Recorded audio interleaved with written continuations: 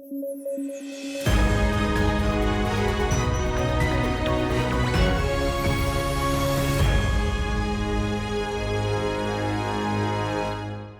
News at 9 programme में आपका स्वागत है। मैं हूं अमृत उपाध्याय। आइए खबरों की शुरुआत करें कनाडा से। कनाडा में लिबरल पार्टी ने मार्क कार्नी को देश का अगला प्रधानमंत्री चुना है। दरअसल जस्टिन ट्रूडो ने जनवरी 2025 में कनाडा के प्रधानमंत्री के पद से इस्तीफा दे दिया था। तब उन्होंने घोषणा की थी कि पार्टी द्वारा अगले नेता के चुने जाने तक वे पद पर बने रहेंगे।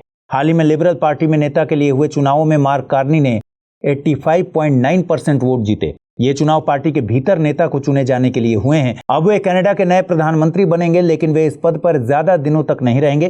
क्यों? क्योंकि उन्हें अक्टूबर में कनाडा में चुनावों का सामना करना होगा। मार्क कार्नी ऐसे वक्त में कनाडा की बागडोर संभालेंगे जब कनाडा घरेलू मामलों के साथ साथ वैश्विक स्तर पर भी चुनौतियों का सामना कर रहा है। कनाडा घरेलू स्तर पर खाने पीने और रहने की कीमतों में वृद्धि के साथ इमिग्रेशन की चुनौतियों से गुजर रहा है। वहीं वैश्विक स्तर पर यूएसए में डोनाल्ड ट्रंप ने दूसरी पारी की शुरुआत से ही कनाडा की नाक में दम किया हुआ है। कभी वे कनाडा को यूएसए के 51वें राज्य बनने के लिए ऑफर करते हैं, तो कभी वे कनाडा पर 25% टैरिफ लगाते हैं। इन सब के साथ साथ खालिस्तान के मुद्दे पर कनाडा के भारत से भी संबंध खराब हुए हैं। इन सब चुनौतियों के बीच कनाडा के नए पीएम मार्क कार्नी से हाई होप्स की जा रही हैं। ये बैंक ऑफ कनाडा के प्रमुख रहे हैं। आर्थिक संकट के दौरान कनाडा में इन्होंने अहम भूमिका निभाई थी। आर्थिक चुनौतियों के मसले पर उनसे सकारात्मक फैसलों की उम्मीद की जा रही है। साथ ही उन्होंने यूएसए को भी सख्त लहजे में जवाब दिया है। उन्होंने कनाडा के किसी भी सूरत में यूएसए का हिस्सा बनने से इनकार किया और यूएसए पर जवाबी टैरिफ जारी रखने की बात कही। इसके अलावा पीएम बनने से पहले ही उन्होंने भारत के साथ कनाडा के संबंधों को सुधारने पर जोर दिया है। देखिए, कार्नी भारत की अर्थव्यवस्था से अच्छी तरह से वाकिफ हैं। इस साल जनवरी तक वे कार्नी ब्रुकफील्ड एसेट मैनेजमेंट के बोर्ड के अध्यक्ष थे, जो एक ऐसी फर्म है जिसने भारत में रियल एस्टेट, इंफ्रास्ट्रक्चर और ग्रीन एनर्जी जैसे क्षेत्रों में लगभग $30 बिलियन का निवेश किया है। अब ऐसे में कार्नी अच्छे से जानते हैं कि अर्थव्यवस्था के मामले में भारत तेजी से आगे बढ़ रहा है और अर्थव्यवस्था राजनीतिक संबंध तय करती है। ऐसे में व्यावसायिक संबंधों को मजबूत करना दोनों देशों के हित में है। आपको बता दें कि कनाडा उत्तरी अमेरिका महाद्वीप का एरिया वाइज सबसे बड़ा देश है। क्षेत्रफल के मामले में कनाडा दुनिया में दूसरे नंबर का देश है। कनाडा के साथ यूएसए की सीमा दुनिया का सबसे लंबा बाई नेशनल लैंड बॉर्डर है। यूएसए इकलौता देश है जिसके साथ कनाडा लैंड बॉर्डर साझा करता है। कनाडा उत्तर में आर्कटिक महासागर, पूर्व में अटलांटिक महासागर और पश्चिम में प्रशांत महासागर से घिरा है।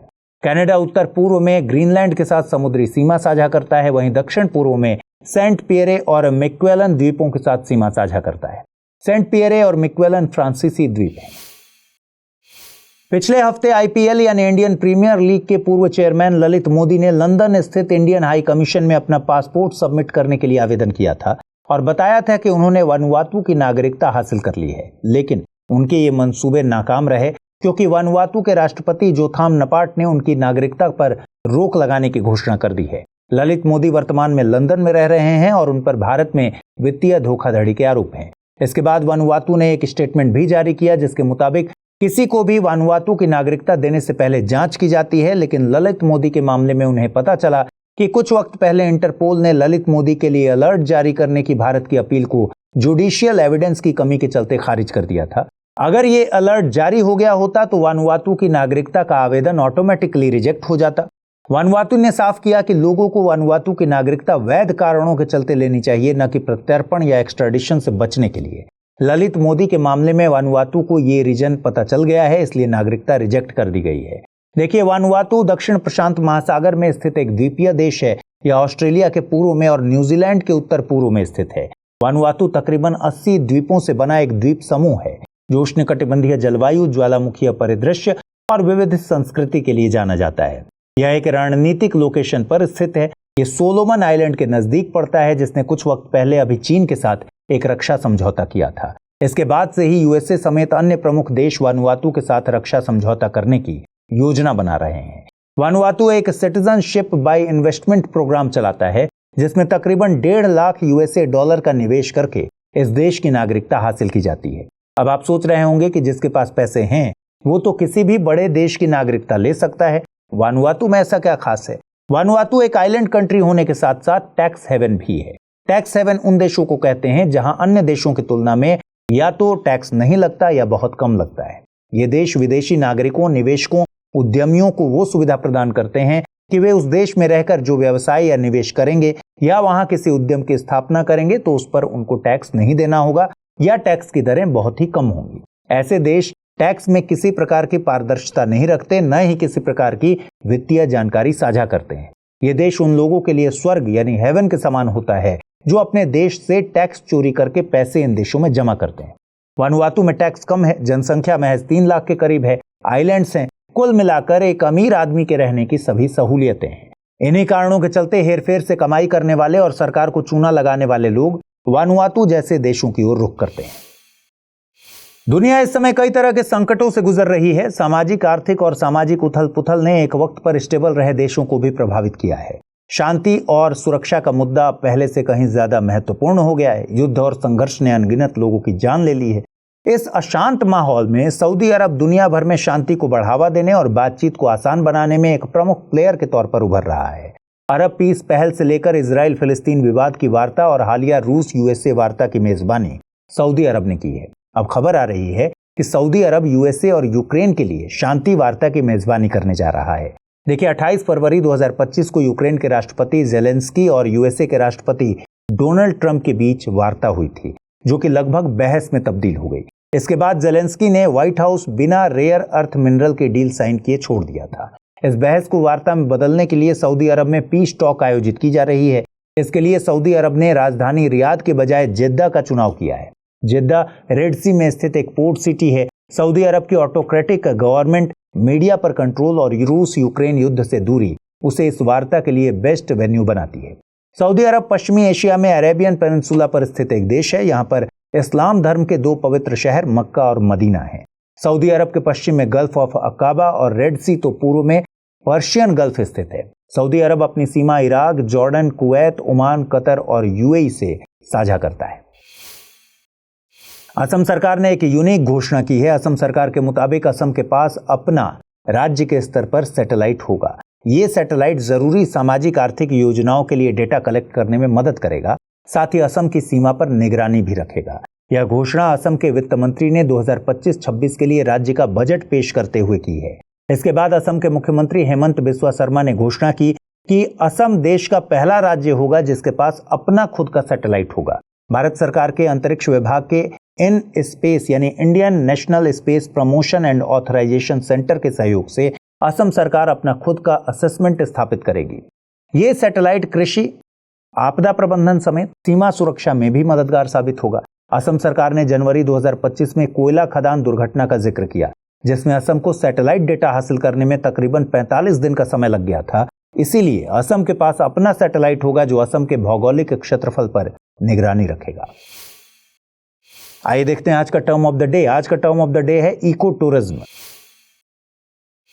देखिए, टूरिज्म यानी पर्यटन से मतलब है किसी क्षेत्र की यात्रा करना, लेकिन जब इसमें इको जुड़ जाता है तो इसका मतलब है कि जब प्राकृतिक या नेचुरल एरियाज की यात्रा की जाती है तो वहां पर्यावरण को नुकसान न पहुंचे, प्राकृतिक सुंदरता को किसी भी तरीके से नुकसान न पहुंचाया जाए, साथ ही स्थानीय समुदायों की वेलबींग का ध्यान रखते हुए उनके साथ धार्मिक विश्वासों को भी तरजीह दी जाए। पहला सवाल है, एक्सरसाइज खंजर निम्नलिखित में से किन देशों के बीच आयोजित की जाती है? भारत और Kyrgyzstan, Bharat Tajikistan, Bharat Kazakhstan या फिर भारत यूएई।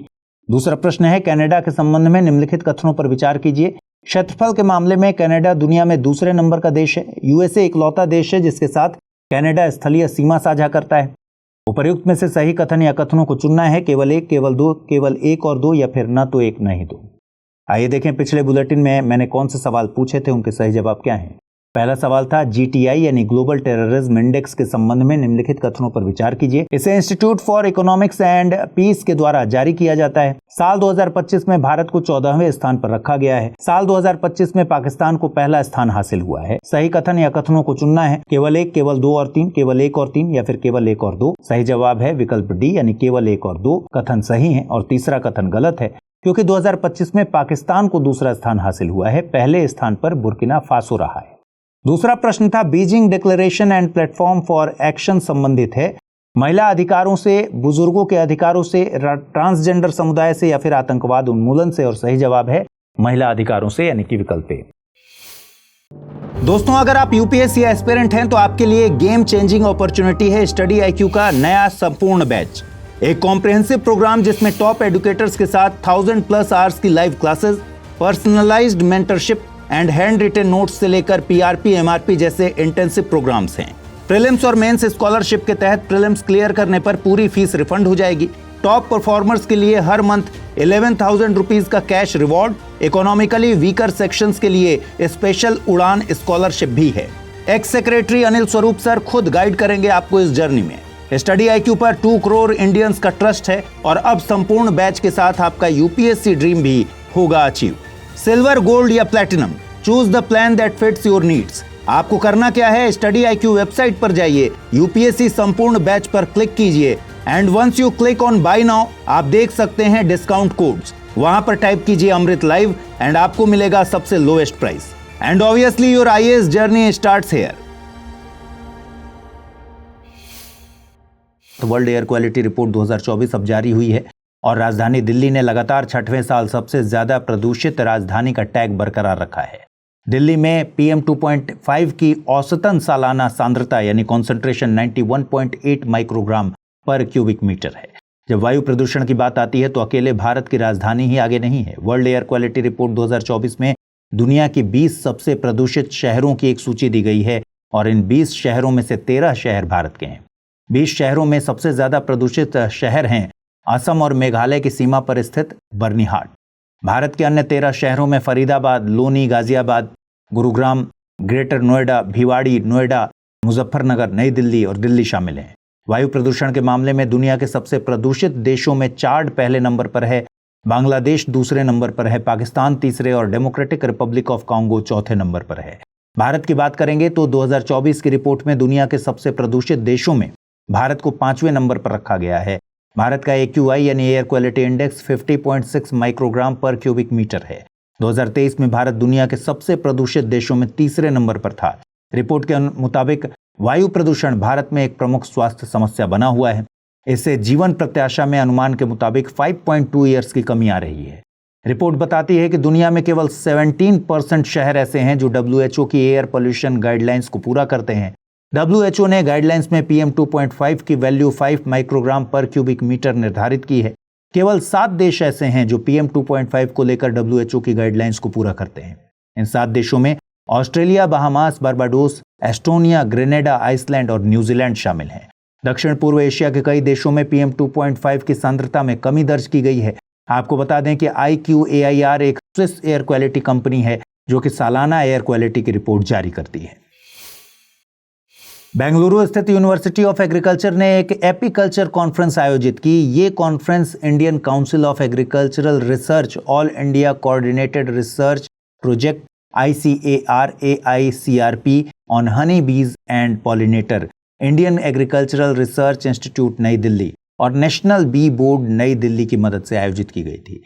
कॉन्फ्रेंस के मुद्दे जानने से पहले आपको पता होना चाहिए कि एपीकल्चर होता क्या है। देखिए, एपीकल्चर का प्रयोग मधुमक्खी पालन और मधुमक्खियों के रख रखाव और उनके वैज्ञानिक तरीके के संवर्धन के लिए किया जाता है।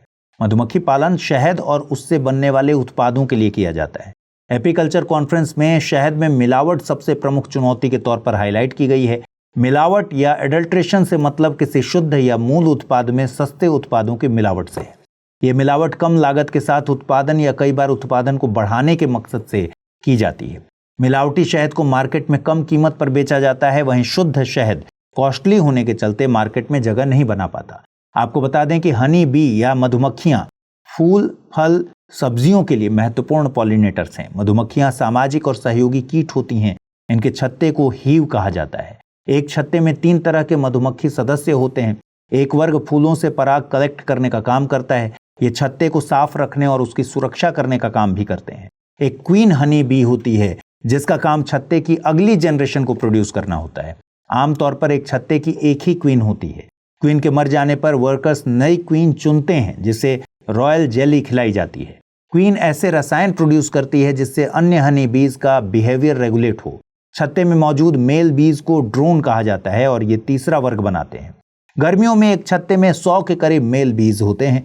सर्दियों में इन्हें छत्ते से बाहर का रास्ता दिखा दिया जाता है। दरअसल सर्दियों में छत्ता अपने सर्वाइवल मोड में होता है। संसाधनों पर दबाव न बने इसलिए इन्हें बाहर कर दिया जाता है। मधुमक्खियां अपने साथियों को संसाधन यानी खाने के स्रोत की दिशा, दूरी और गुणवत्ता बताने के लिए वैगल डांस का उपयोग करती हैं। इस खबर की अहमियत को समझने के लिए 2023 में यूपीएससी की प्रारंभिक परीक्षा में पूछे गए एक सवाल को देखिए।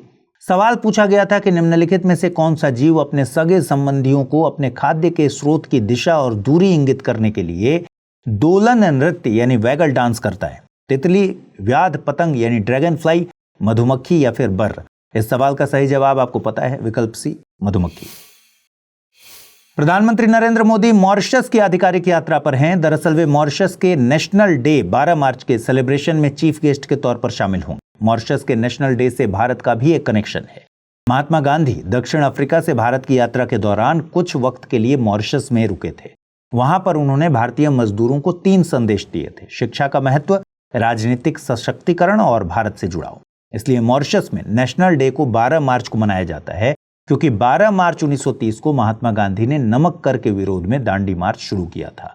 ऐतिहासिक तौर पर भी मॉरिशस भारत के लिए कई मायनों में खास है, जैसे कि मॉरिशस उन चुनिंदा देशों में से एक है जिनके साथ भारत ने स्वतंत्र होने के बाद कूटनीतिक संबंध स्थापित किए थे। वर्तमान में मॉरिशस के प्रधानमंत्री डॉक्टर नवीन चंद्र राम गुलाम हैं। उनके पिता शिवसागर राम गुलाम स्वतंत्र मॉरिशस के पहले प्रधानमंत्री थे। शिवसागर राम गुलाम ने मॉरिशस की स्वतंत्रता में अहम भूमिका निभाई थी।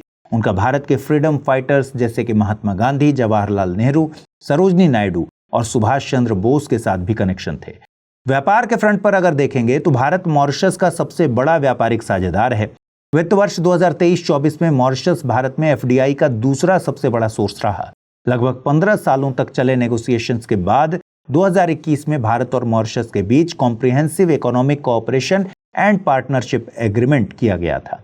आपको बता दें कि पश्चिमी हिंद महासागर में स्थित द्वीप राष्ट्र मॉरिशस भारत के लिए एक अहम देश है। मॉरिशस की लोकेशन रणनीतिक तौर पर बहुत इंपॉर्टेंट है। भारत के साथ इसके विशेष संबंधों का एक प्रमुख कारण है कि इस द्वीप की 1.2 मिलियन की आबादी में लगभग 70% भारतीय मूल के लोग हैं। ब्रिटिशर्स के कब्जे में जाने से पहले मॉरिशस एक फ्रांसीसी उपनिवेश था। मॉरिशस दुनिया के सबसे छोटे देशों में से एक है। यह मॉरिशस नाम के मुख्य द्वीप और कई अन्य द्वीपों जैसे कि अम्ब्रे द्वीप, एस्ट द्वीप, सेर्प्स द्वीप, बेनेटियर्स द्वीप इत्यादि से मिलकर बना है। हाल ही में साइंटिफिक रिपोर्ट्स नाम के जर्नल में एक स्टडी छपी थी। नाम था polypharmacy and self medication among older adults in Indian urban communities, a cross sectional study. इस स्टडी में भारत के 6 शहरों में तकरीबन 600 बुजुर्ग लोगों पर एक अध्ययन किया गया। स्टडी के मुताबिक भारत में बुजुर्गों में पॉलीफार्मेसी और सेल्फ मेडिकेशन की दर बहुत ज्यादा है। पॉलीफार्मेसी से मतलब है जब कोई व्यक्ति एक दिन में 5 या उससे ज्यादा मेडिसिन कंज्यूम करता हो। वहीं सेल्फ मेडिकेशन से मतलब है कि जब किसी व्यक्ति को बुखार हो और वो बिना डॉक्टर की सलाह लिए खुद को काबिल मानते हुए मेडिकल दुकान से जाकर अपने लिए दवा ले ले। आपने महसूस किया होगा कि आपको या आपके जानने वालों में से किसी को अगर कोई बीमारी हुई हो तो बहुत सारे लोगों के पास उनका इलाज या उससे जुड़ी एडवाइस हो जाती है, और हम भारतीयों में एक विशेष आदत कि हम डॉक्टर के बजाय इन सलाहों पर गौर करना जरूरी समझते हैं। लेकिन इस सेल्फ मेडिकेशन के खतरे बहुत हैं। देखिए, हर किसी की बॉडी अलग होती है, हर किसी को डॉक्टर हर मेडिसिन प्रिस्क्राइब नहीं करते, इसलिए किसी बीमारी के केस में डॉक्टर की सलाह के बिना दवा नहीं लेनी चाहिए। स्टडी के मुताबिक सेल्फ मेडिकेशन की दर 19.7% थी। सेल्फ मेडिकेशन के कई कारण बताए गए हैं, जैसे या तो व्यक्ति अकेले रह रहा होता है, कई बार ऐसा होता है कि व्यक्ति को एक साथ कई बीमारियां होती हैं तो वो बार बार हॉस्पिटल जाना अवॉइड करते हैं, कई दफा व्यक्ति हाल ही में हॉस्पिटल से डिस्चार्ज लेकर आया होता है तो सेल्फ मेडिकेशन पर चले जाते हैं। सेल्फ मेडिकेशन में सबसे ज्यादा कॉमन दवाएं हैं non steroidal anti inflammatory drug, paracetamol और एंटीबायोटिक्स। आइए देखते हैं आज का टर्म ऑफ द डे।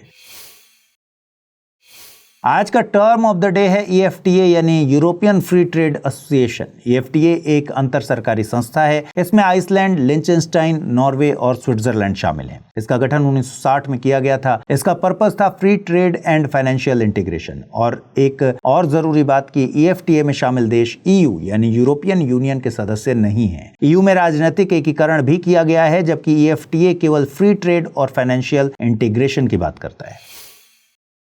पहला सवाल है, एपीकल्चर क्या है? जलीय जीवों का संवर्धन, झींगा का संवर्धन, लाख कीट का संवर्धन या फिर मधुमक्खी का संवर्धन। दूसरा है, निम्नलिखित कथनों पर विचार कीजिए। राष्ट्रीय जलमार्ग 44 भारत का सबसे लंबा जलमार्ग है। राष्ट्रीय राजमार्ग 1 भारत का सबसे लंबा राष्ट्रीय राजमार्ग है। उपर्युक्त में से सही कथन या कथनों को चुनना है, केवल 1, केवल 2, 1 और 2 दोनों, न तो 1 नहीं 2। आइए देखें पिछले बुलेटिन में मैंने कौन से सवाल पूछे, उनके सही जवाब क्या है। पहला सवाल है, एक्सरसाइज खंजर निम्नलिखित में से किन देशों के बीच आयोजित की जाती है? भारत और Kyrgyzstan, Bharat Tajikistan, Bharat Kazakhstan या फिर भारत यूएई? सही जवाब है भारत और किर्गिस्तान यानी ऑप्शन ए। और दूसरा सवाल था, कनाडा के संबंध में निम्नलिखित कथनों पर विचार कीजिए। क्षेत्रफल के मामले में कनाडा दुनिया में दूसरे नंबर का देश है। यूएसए इकलौता देश है जिसके साथ कनाडा स्थलीय सीमा साझा करता है। सही कथन या कथनों को चुनना था। केवल एक, केवल दो, एक और दो दोनों, न तो एक और न ही दो। सही जवाब है विकल्प सी यानी दोनों कथन सही हैं। दोस्तों, अगर आप यूपीएससी एस्पिरेंट हैं तो आपके लिए गेम चेंजिंग अपॉर्चुनिटी है स्टडी IQ का नया संपूर्ण बैच। एक कॉम्प्रिहेंसिव प्रोग्राम जिसमें टॉप एडुकेटर्स के साथ 1000+ आवर्स की live classes, personalised mentorship and hand written notes से लेकर PRP MRP जैसे इंटेंसिव प्रोग्राम्स हैं। प्रीलिम्स और मेंस स्कॉलरशिप के तहत प्रीलिम्स क्लियर करने पर पूरी फीस रिफंड हो जाएगी। टॉप परफॉर्मर्स के लिए हर मंथ 11,000 रुपीज का cash reward, economically weaker sections के लिए स्पेशल उड़ान स्कॉलरशिप भी है। X secretary Anil Swarup sir खुद गाइड करेंगे आपको इस जर्नी में। स्टडी IQ पर 2 करोड़ इंडियंस का ट्रस्ट है और अब संपूर्ण बैच के साथ आपका यूपीएससी ड्रीम भी होगा अचीव। सिल्वर, गोल्ड या platinum, choose the plan that fits your needs. आपको करना क्या है, स्टडी IQ वेबसाइट पर जाइए, यूपीएससी संपूर्ण बैच पर क्लिक कीजिए and once you click on buy now आप देख सकते हैं डिस्काउंट कोड्स। वहां पर टाइप कीजिए अमृत लाइव एंड आपको मिलेगा सबसे lowest price and obviously your IAS journey starts here. भारतीय स्वतंत्रता आंदोलन में कुछ ऐसे मूवमेंट हैं जिन्होंने स्वतंत्रता आंदोलन की दिशा बदल दी, या कह सकते हैं कि टर्निंग पॉइंट साबित हुए। इन्हीं में से एक मूवमेंट है महात्मा गांधी का दांडी मार्च। आज यानी 12 मार्च को महात्मा गांधी के दांडी मार्च के 95 साल हो रहे हैं। इस मौके पर हम बात करेंगे स्वतंत्रता आंदोलन के इतिहास में अहम रहे दांडी मार्च की। यहाँ पर मार्च का मतलब मार्च महीने से नहीं है। मार्च अंग्रेजी भाषा का एक शब्द है जिसका प्रयोग उस इवेंट के लिए किया जाता है जिसमें लोगों द्वारा किसी बात के विरोध में तेजी से कदमताल करते हुए जुलूस निकाला जाता है। दांडी मार्च को हिंदी में दांडी यात्रा कहते हैं। दरअसल 12 मार्च 1930 को महात्मा गांधी ने नमक कर के विरोध में दांडी यात्रा की शुरुआत की थी। दांडी यात्रा साबरमती आश्रम से शुरू हुई। महात्मा गांधी अपने 78 चुने हुए सत्याग्रहियों के साथ 5 अप्रैल 1930 को दांडी पहुंचे थे। दांडी गुजरात के नवसारी जिले में स्थित एक गांव है। 6 अप्रैल 1930 को महात्मा गांधी ने समुद्र से नमक बनाकर नमक कानून को तोड़ा। इसके बाद महात्मा गांधी ने मीडिया से मुखातिब होते हुए कहा था कि इसी के साथ मैं ब्रिटिश साम्राज्य की नींव हिला रहा हूं। इस घटना के बाद ब्रिटिश सरकार ने इंडियन नेशनल कांग्रेस को इलीगल घोषित कर दिया था। नमक सत्याग्रह शुरू करने के बाद महात्मा गांधी ने धरसणा में स्थित गवर्नमेंट सॉल्ट फैक्ट्री पर रेड करने की घोषणा की, लेकिन इससे पहले ही महात्मा गांधी को अरेस्ट करके यरवदा जेल भेज दिया गया। इसके बाद धरसणा तक मार्च को अब्बास तैयबजी को लीड करना था, लेकिन उनकी गिरफ्तारी के बाद धरसणा में नमक सत्याग्रह का नेतृत्व सरोजनी नायडू के द्वारा किया गया। यहाँ पर पुलिस ने आंदोलनकारियों का बहुत क्रूरता से दमन किया था। इस घटना का जिक्र अमेरिकन जर्नलिस्ट वेब मिलर ने किया। ध्यान रखिए कि महात्मा गांधी ने अपने जीवन काल में जिन आश्रमों का निर्माण किया उनमें साबरमती सबसे अहम है। 1893 से 1914 तक महात्मा गांधी दक्षिण अफ्रीका में रहे, जहां उन्होंने नटाल में फिनिक्स आश्रम और जोहान्सबर्ग के बाहर टॉल्स्टॉय फार्म स्थापित किया। 1915 में भारत आने के बाद महात्मा गांधी ने पहला आश्रम अहमदाबाद में कोचरब में स्थापित किया था। 1917 में साबरमती नदी के पश्चिमी तट पर साबरमती आश्रम का निर्माण किया गया। इस आश्रम को उन्होंने अपने मुताबिक लोकल मटेरियल को इस्तेमाल करके बनाया था। देश की स्वतंत्रता में अहम रहे 8 अहम आंदोलनों को इसी आश्रम में रहते हुए उन्होंने शुरू किया। दक्षिण भारत में सविनय अवज्ञा आंदोलन के दौरान सी राजगोपालाचारी ने त्रिचिरापल्ली से वेदारण्यम तक की यात्रा नमक कानून तोड़ने के मकसद से की थी। नमक सत्याग्रह 3 मायनों में बहुत अहम था। इस सत्याग्रह ने पहली बार महात्मा गांधी को दुनिया की अटेंशन दिलवाई। इसे यूरोपियन और अमेरिकन मीडिया द्वारा कवर किया गया। दूसरी बात यह कि पहला राष्ट्रीय स्तर का यह बड़ा मौका था जिसमें महिलाओं ने भारी तादाद में हिस्सा लिया। कमला देवी चट्टोपाध्याय ने महात्मा गांधी को इसमें महिलाओं को भी शामिल करने के लिए तैयार किया था। तीसरी सबसे अहम बात कि इस सत्याग्रह ने ब्रिटिशर्स को यह एहसास कराया कि वे लंबे वक्त तक भारत पर कब्जा जारी नहीं रख सकते। एक और सवाल आपके मन में आ सकता है कि महात्मा गांधी ने नमक को ही आंदोलन का मुद्दा क्यों बनाया। देखिए, 1882 के सॉल्ट एक्ट ने ब्रिटिशर्स को नमक की मैन्युफैक्चरिंग और सेल की मोनोपोली दे दी थी, जबकि नमक भारत के तटों पर मुफ्त में उपलब्ध था। इसके बावजूद ब्रिटिशर्स ने भारतीयों को नमक खरीदने पर मजबूर किया। इसीलिए आंदोलन में नमक बनाकर कानून को तोड़ा गया था। अच्छी स्पीच देने के साथ साथ भारतीय प्रधानमंत्री नरेंद्र मोदी ने एक्रोनिम यानी शब्द समूहों का संक्षिप्त रूप क्रिएट करने की आर्ट को भी क्रैक कर लिया है। प्रधानमंत्री नरेंद्र मोदी इन दिनों मॉरिशस की यात्रा पर हैं, जहां उन्होंने ग्लोबल साउथ की ओवरऑल ग्रोथ और डेवलपमेंट के लिए एक नया विजन दिया है। इस विजन का नाम है महासागर। महासागर से मतलब है mutual and holistic advancement for security and growth across regions. साल 2015 में प्रधानमंत्री नरेंद्र मोदी ने अपनी मॉरिशस यात्रा के दौरान ही हिंद महासागर क्षेत्र के लिए सागर यानी security and growth for all in the region पेश की थी। इस मौके पर प्रधानमंत्री नरेंद्र मोदी ने मॉरिशस को भारत का अहम सहयोगी बताया। दोनों देशों ने अपनी पार्टनरशिप को इनहैंस्ड स्ट्रेटेजिक पार्टनरशिप के स्तर पर पहुंचाने की बात की। साथ ही भारत ने मॉरिशस की नई पार्लियामेंट बिल्डिंग बनाने के लिए सहयोग करने की भी बात कही। इस यात्रा के दौरान प्रधानमंत्री नरेंद्र मोदी ने Atal Bihari Vajpayee institute of public service and innovation का शुभारंभ किया। रिसर्च के लिए डेडिकेटेड इस इंस्टीट्यूट के निर्माण के लिए भारत ने फंडिंग की है। इस दौरान प्रधानमंत्री नरेंद्र मोदी को मॉरिशस के सर्वोच्च राष्ट्रीय अवार्ड से सम्मानित किया गया। आपको बता दें कि ग्लोबल साउथ में आमतौर पर वे देश शामिल हैं जिन्हें विकासशील देशों की श्रेणी में रखा जाता है। ये देश आमतौर पर दुनिया के सदर्न हेमिस्फेयर यानी दक्षिणी गोलार्ध में हैं। ये देश एशिया, अफ्रीका और लैटिन अमेरिका से ताल्लुक रखते हैं। इन देशों में गरीबी, आय में ज्यादा असमानता, कम जीवन प्रत्याशा और जीवन की कठिन परिस्थितियां मौजूद होती हैं। वहीं ग्लोबल नॉर्थ से मतलब है अमीर और विकसित देशों से। ये देश आमतौर पर नॉर्दर्न हेमिस्फीयर यानी उत्तरी गोलार्ध में स्थित हैं और ये देश उत्तरी अमेरिका, यूरोप और ओशनिया से ताल्लुक रखते हैं। आपको बता दें कि ग्लोबल साउथ की अवधारणा भौगोलिक से ज्यादा जियोपॉलिटिकल यानी भू राजनीतिक है। ग्लोबल साउथ के दो बड़े देश भारत और चीन पूरी तरह से उत्तरी गोलार्ध में ही हैं। वर्तमान में ग्लोबल साउथ के देशों ने राजनीतिक और आर्थिक तौर पर तेजी से प्रगति की है। वर्तमान दौर को एशियन सेंचुरी और पोस्ट वेस्टर्न वर्ल्ड नाम दिया जा रहा है। आंकड़ों की माने तो साल 2030 में दुनिया की 4 बड़ी अर्थव्यवस्थाओं में से 3 ग्लोबल साउथ से ही होंगी। इन अर्थव्यवस्थाओं में चीन, भारत, यूएसए और इंडोनेशिया शामिल है। अंगोला ने कॉन्गो और M23 ग्रुप के बीच मीडिएटर यानी मध्यस्थ की भूमिका निभाने की घोषणा की है। दरअसल सेंट्रल अफ्रीका में एक देश है DRC यानी डेमोक्रेटिक रिपब्लिक ऑफ कॉन्गो। इस देश में M23 नाम का एक विद्रोही समूह आतंक मचाकर रखे हुए है। जनवरी 2025 में DRC के गोमा शहर पर इस समूह ने कब्जा कर लिया था। वहीं फरवरी 2025 में DRC के दूसरे सबसे बड़े शहर बुकाऊ पर कब्जा कर लिया था। देखिए, DRC और UN की रिपोर्ट्स दावा करती हैं कि M23 ग्रुप को रवांडा का समर्थन हासिल है। रवांडा DRC का ही पड़ोसी देश है। अंगोला भी DRC के साथ सीमा साझा करता है। अंगोला लंबे वक्त से M23 के सपोर्ट में रवांडा में बैठे लोगों के साथ पीस टॉक करने की कोशिश कर रहा था, लेकिन इसका कोई फायदा नहीं हुआ। अब अंगोला पीस टॉक के लिए M23 और DRC की सरकार को एक टेबल पर लेकर आएगा। आंकड़े बताते हैं कि DRC में $24 ट्रिलियन के अनटैप्ड रिसोर्सेज मौजूद हैं। इन रिसोर्सेज में कोबाल्ट, तांबा और गोल्ड जैसे कीमती मिनरल्स मौजूद हैं। DRC के लिए उसकी यह अकूत संपदा ही चुनौती बन गई है। DRC का पूर्वी हिस्सा इन खनिजों से संपन्न है। रवांडा DRC के पूर्वी हिस्से से ही सीमा साझा करता है। रवांडा इन खनिजों पर कंट्रोल करने के लिए M23 जैसे ग्रुप्स को फंडिंग करता है।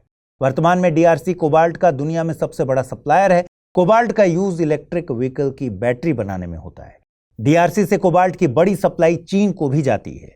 आपको बता दें कि DRC मध्य अफ्रीका में स्थित है। भूमध्य रेखा इस देश से होकर गुजरती है। 9 देश DRC के साथ सीमा साझा करते हैं। इसके उत्तर पश्चिम में रिपब्लिक ऑफ कॉन्गो है। इसके उत्तर में सेंट्रल अफ्रीकन रिपब्लिक स्थित है। इसके उत्तर पूर्व में साउथ सूडान है। बुरुंडी, रवांडा और युगांडा इसके पूर्व में स्थित हैं। तंजानिया इसके पूर्व में टंगानिका झील के निकट स्थित है। जाम्बिया इसके दक्षिण पूर्व में और अंगोला दक्षिण पश्चिम में है। एक बात और ध्यान रखिएगा कि DRC की सीमा पश्चिम में अटलांटिक महासागर से भी लगती है। विज्ञान एवं प्रौद्योगिकी मंत्रालय ने संसद में बायो स्टार्टअप्स के बारे में कुछ अहम जानकारियां पेश की थीं, जिसके मुताबिक इंडिया बायो इकोनॉमी रिपोर्ट यानी IBER 2024 के अनुसार बायोटेक स्टार्टअप की संख्या 2014 में 50 स्टार्टअप से बढ़कर 2023 में 8,531 हो गई है। विज्ञान एवं प्रौद्योगिकी मंत्रालय के जैव प्रौद्योगिकी विभाग यानी DBT ने साल 2012 में BIRAC यानी biotechnology industry research assistance council की स्थापना की थी, जो कि देश में बायोटेक सेक्टर को फोकस करते हुए स्टार्टअप इकोसिस्टम को डेवलप करने के लिए इंटरफेस एजेंसी के तौर पर काम करती है। BIRAC ने देश में बायोटेक स्टार्टअप इकोसिस्टम को बढ़ावा देने के लिए तकरीबन 95 बायो इंक्यूबेटर्स की स्थापना की है।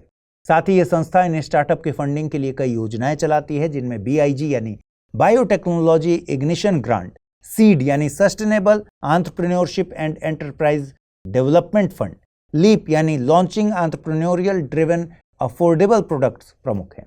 आपको बता दें कि बायोटेक स्टार्टअप से मतलब ऐसी कंपनी से है जो कॉम्प्लेक्स ह्यूमन प्रॉब्लम्स को सॉल्व करने के लिए बायोलॉजी का इस्तेमाल करती है। आइए देखते हैं आज का टर्म ऑफ द डे। आज का टर्म ऑफ द डे है नाबार्ड। नाबार्ड से मतलब है national bank for agriculture and rural development. ग्रामीण अर्थव्यवस्था को बूस्ट प्रदान करने में इंस्टीट्यूशनल क्रेडिट यानी संस्थागत लोन की अहम भूमिका होती है। इसी के मद्देनजर सरकार ने 1979 में श्री बी शिवरमन की अध्यक्षता में एक कमेटी गठित की थी। इसका मकसद कृषि और ग्रामीण विकास के लिए मौजूदा इंस्टीट्यूशनल क्रेडिट की व्यवस्था को रिव्यू करना था। समिति ने नवंबर 1979 में अपनी रिपोर्ट सौंपी और ग्रामीण विकास के लिए एक नई संस्था के गठन की सिफारिश की। इन सिफारिशों के चलते सरकार ने 1981 के नाबार्ड एक्ट के जरिए नाबार्ड के गठन को मंजूरी दी थी। नाबार्ड अपने अस्तित्व में 12 जुलाई 1982 को आया। नाबार्ड को आरबीआई के कृषिगत ऋण कार्य सौंपे गए थे। इसके अलावा उस वक्त agricultural refinance and development corporation नाम के संस्था के काम भी नाबार्ड को ही सौंपे गए थे। वर्तमान में नाबार्ड पूरी तरह से भारत सरकार के तहत है। इसका विजन ग्रामीण समृद्धि को बढ़ाना है। नाबार्ड कृषि और ग्रामीण विकास के लिए गठित की गई एक विशेषीकृत बैंक है। पहला सवाल है, खबरों में रहे गोमा और बुकावू शहर स्थित हैं Angola, Rwanda, Democratic Republic of Congo या फिर सीरिया। अगला प्रश्न है, रामसर अवार्ड जीतने वाली पहली भारतीय महिला निम्नलिखित में से कौन है? जयश्री वेंकटेशन, पूर्णिमा बनर्जी, वंदना शिवा या फिर मेधा पाटकर। आइए देखें पिछले बुलेटिन में मैंने कौन से सवाल पूछे, उनके सही जवाब क्या है। पहला सवाल था, एपीकल्चर क्या है? जलीय जीवों का संवर्धन, झींगा का संवर्धन, लाख कीट का संवर्धन या फिर मधुमक्खी का संवर्धन। सही जवाब है विकल्प डी यानी मधुमक्खी का संवर्धन। अगला प्रश्न था, निम्नलिखित कथनों पर विचार कीजिए। राष्ट्रीय जलमार्ग 44 भारत का सबसे लंबा जलमार्ग है। राष्ट्रीय राजमार्ग 1 भारत का सबसे लंबा राष्ट्रीय राजमार्ग है। सही कथनों को चुनना था, केवल एक, केवल दो, एक और दो, दोनों, न तो एक नहीं दो। सही जवाब है विकल्प डी यानी दोनों कथन गलत हैं। राष्ट्रीय जलमार्ग 1 भारत का सबसे लंबा जलमार्ग है, वहीं राष्ट्रीय राजमार्ग 44 भारत का सबसे लंबा राष्ट्रीय राजमार्ग है। दोस्तों, अगर आप यूपीएससी एस्पिरेंट हैं तो आपके लिए गेम चेंजिंग अपॉर्चुनिटी है स्टडी आईक्यू का नया संपूर्ण बैच।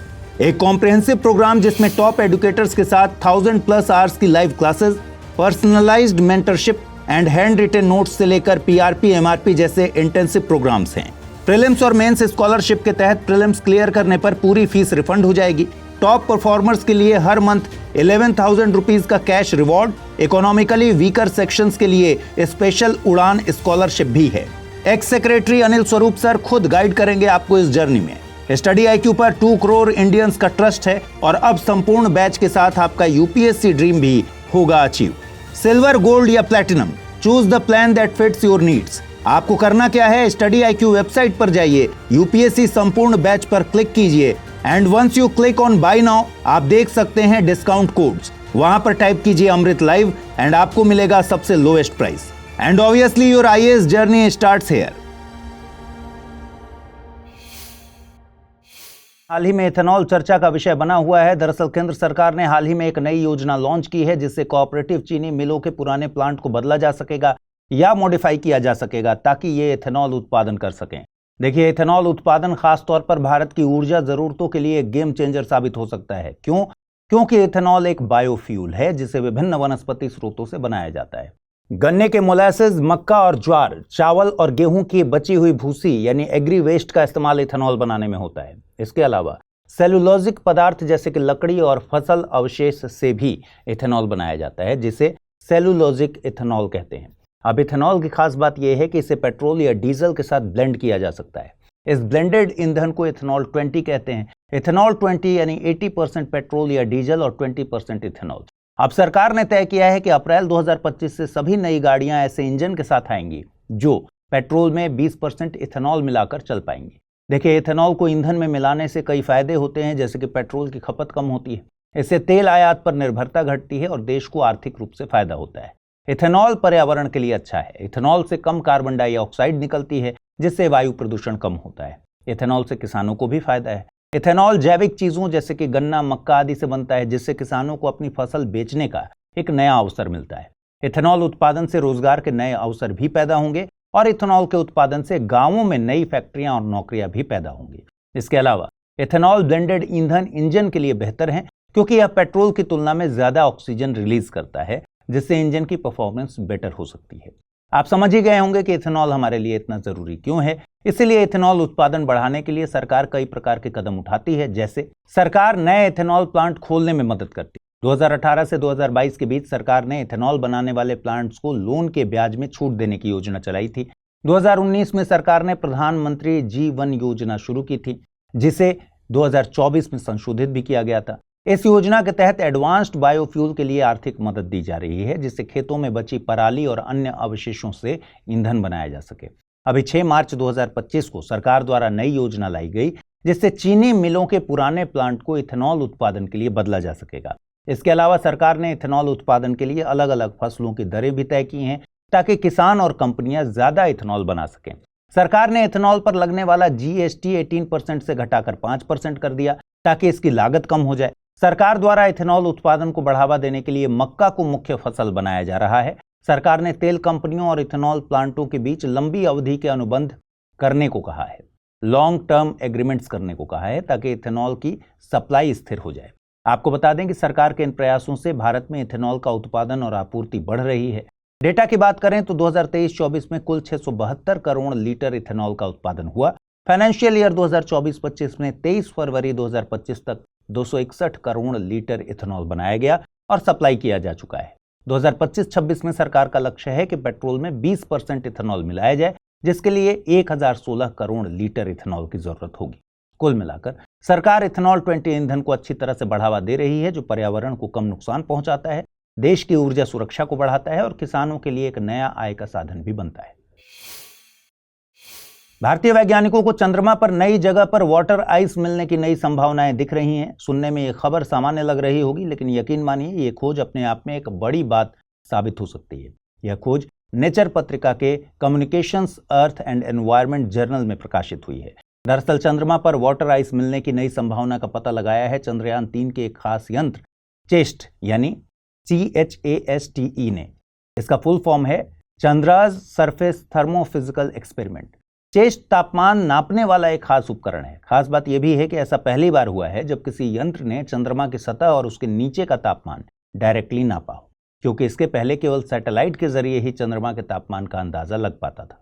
वैज्ञानिकों ने चेस्ट से मिले तापमान डेटा का विश्लेषण किया, खासकर शिव शक्ति पॉइंट के पास जहां चंद्रयान 3 को लैंड किया गया था। अब तक वैज्ञानिकों को लगता था कि चंद्रमा पर वाटर आइस केवल ध्रुवीय क्षेत्रों के गड्ढों के नीचे होती है, जहां सूरज की रोशनी नहीं पहुंचती, लेकिन चेस्ट ने बताया कि वाटर आइस ध्रुवों के बाहर भी हो सकती है। दरअसल चेस्ट ने चंद्रमा की सतह और अंदरूनी परतों का तापमान नापा। वैज्ञानिकों ने चेस्ट से मिले डेटा का अध्ययन किया और पाया कि चंद्रमा की सतह पर ऐसी ढलानें या इंक्लाइंड एरियाज जो सूरज की सीधी रोशनी में नहीं आते, वहां का तापमान चंद्रमा के ध्रुवीय इलाकों जैसा हो सकता है। चेस्ट ने ढलान वाली सतह पर 82 डिग्री सेल्सियस तापमान मापा, वहीं सिर्फ 1 मीटर दूर सपाट जगह पर तापमान 59 डिग्री सी पाया गया। यानी सूरज की तरफ झुकी ढकानों पर तापमान ज्यादा होता है, जबकि छांव वाली जगहों पर ठंडक बनी रहती है। मतलब यह है कि इन जगहों की सतह के नीचे पानी की बर्फ छिपी हो सकती है।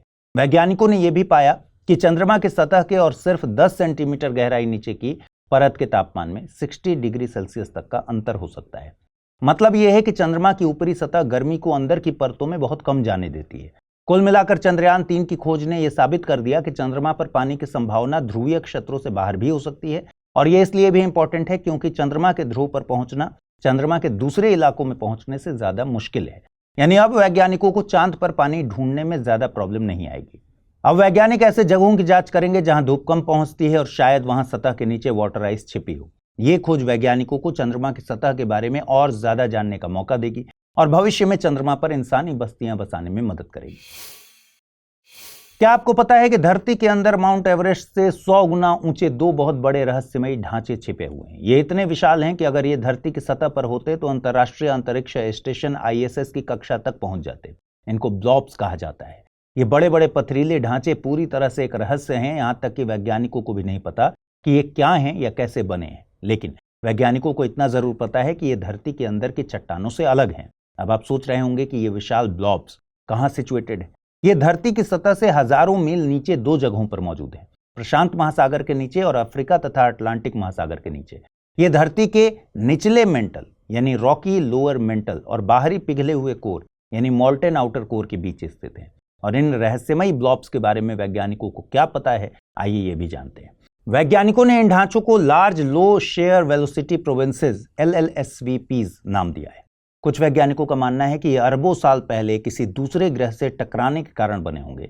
एक थियरी कहती है कि कुछ वैज्ञानिक इसे थिया नामक ग्रह से जोड़ते हैं, जिसके बारे में माना जाता है कि यह अरबों साल पहले धरती से टकराया था। इसी टक्कर से चंद्रमा भी बना था। हालांकि अभी तक ये साबित नहीं हुआ है और वैज्ञानिक लगातार इसकी खोज में ही लगे हुए हैं। एक चीज और, वैज्ञानिकों ने ये ऑब्जर्व किया कि भूकंप के झटकों से आने वाली तरंगे यानी सिस्मिक वेव्स जब इनसे होकर गुजरती हैं तो धीमी हो जाती हैं। इससे ये पता चलता है कि ये ब्लॉब्स धरती के अंदर की बाकी चट्टानों से अलग हैं, लेकिन ये हल्के हैं या भारी हैं, इसका कोई स्पष्ट प्रमाण अभी तक नहीं मिला है। क्या ये ब्लॉब्स धरती पर असर डालते हैं? वैज्ञानिकों को ये श्योरिटी के साथ नहीं पता कि ये धरती पर किस तरह का प्रभाव डालते हैं। हालांकि कुछ वैज्ञानिक मानते हैं कि ये ज्वालामुखी को प्रभावित कर सकते हैं। वैज्ञानिक ये भी मानते हैं कि आइसलैंड, हवाई और गैलापागोस द्वीपों के ज्वालामुखी शायद इन्हीं ब्लॉब्स से जुड़े हो सकते हैं। वैज्ञानिकों के अनुसार इन ब्लॉब्स के सिरे गर्म चट्टानों के विशाल गुबार बना सकते हैं, जिससे ये ज्वालामुखी सक्रिय होते हैं। हाल ही में मैनस नाम का एक नया AI असिस्टेंट लॉन्च किया गया। इसे चीनी कंपनी बटरफ्लाई इफेक्ट ने बनाया है और ये नई तकनीक मार्केट में चर्चा का विषय बनी हुई है। माना जा रहा है कि यह डीप सीक को भी पीछे छोड़ सकता है, वही डीप सीक जिसने पूरी टेक इंडस्ट्री को हैरान कर दिया था। आइए समझते हैं कि मैनस क्या है और ये खास क्यों है।